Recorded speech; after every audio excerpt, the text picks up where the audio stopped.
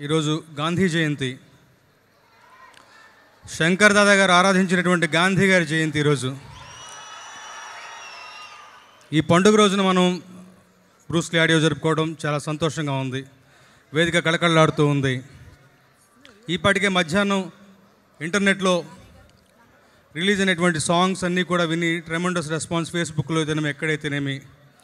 ఒక వారం రోజుల క్రితం శ్రీనువెట్ల గారి బర్త్డే రోజున రిలీజ్ అయినటువంటి లేచిలో సాంగ్ అయితే చెప్పనక్కర్లేదు. అంతగా మీరు మన పాట అని సొంతం చేసుకున్నారు. సభాముఖంగా అందరికీ మరొక్కసారి కృతజ్ఞతలు. తమన్ గారు ఇప్పటిదాకా చూసిన తమన్ వేరు, ఈ సినిమాతో తమన్ గారి స్వరూపం వేరు. అతిశయోక్తిగాను ముఖస్థుతిగాను చెప్పట్లేదు నేను. మీరు ఆల్బమ్ రిలీజ్ అయిన తర్వాత టైటిల్ సాంగ్, సెట్ సాంగ్ లీ బ్రూస్ లీలో పాట వస్తుంది. దాని బీజిఎమ్స్ వినండి. అలాంటి ఒక మాస్ పాటలకి రెగ్యులర్గా వచ్చే బీజిఎమ్స్ ఎలా ఉంటాయి, ఈ పాటలు ఎలా చేశాడు తనని. దాంట్లో ఒక మెలడీ కాంపొనెంట్ ఇన్కార్పొరేట్ చేశాడు. అలాగే మనందరికీ ఇంతవరకు తెలుసు వీణ బిట్ చిరంజీవి గారు వేసింది. ఈ సినిమా నుంచి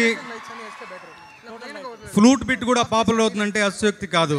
అంత మంచి ఫ్లూట్ బిట్ కంపోజ్ చేశాడు లేచిలో సాంగ్లో. రియా సాంగ్ చెప్పనక్కర్లేదు. ట్రెండీగా అందులో ర్యాప్తో ఓపెన్ అవుతుంది. ఆ పాట కూడా అద్భుతంగా ఉంటుంది.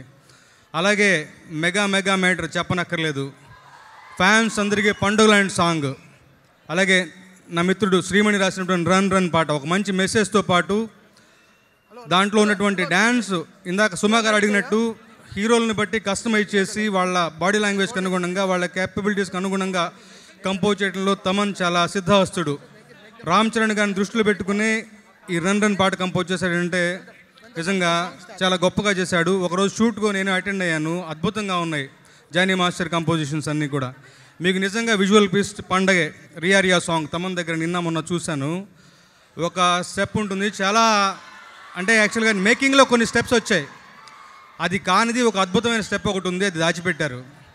నిజంగా చెప్తున్నాను, ఇందులో రామ్ చరణ్ గారి కోసం తమన్ ప్రత్యేకంగా కంపోజ్ చేశాడా లేదా తమన్తో పోటీపడి రామ్ చరణ్ గారు డ్యాన్సులు వేశారా ఏం చెప్పలేము. అంత గొప్పగా ఉంది ఆల్బమ్. అన్నిటికన్నా ముఖ్యంగా అన్ని పాటలు అందరికి నచ్చేలా ఉంటూనే ఒక మెలోడీ కాంపోనెంట్ మిస్ అవ్వకుండా ఉన్న ఈ పాటల గొప్పతనం అది. ఇందులో నేను ఒక 4 పాటలు రాసే అవకాశం దొరికింది. నన్ను పెంచి పెద్ద చేసినటువంటి మా శ్రీనువెట్ల గారితో మరొకసారి పనిచేయడం నాకు ఆనందంగా ఉంటుంది. అలాగే ఈ సందర్భంగా మరొక విషయం గుర్తు చేసుకుంటాను. మన హీరో రామ్ చరణ్ గారి కెరియర్ చిరుత సినిమాలో వెరీ ఫస్ట్ డే షూట్ నా పాటతో ప్రారంభమైంది. లవ్ యూరా అనే సాంగ్ తోటి.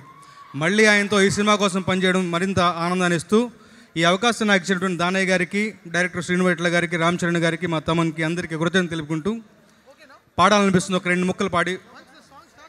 కొంతకాలం ముందు వరకు నాకు నేను తెలుసులే, ఇప్పుడేమో నన్ను నేనే మర్చిపోయా అసలే, ఎందుకంటే ఎప్పుడైనా కంటి నిండా నీ కలే.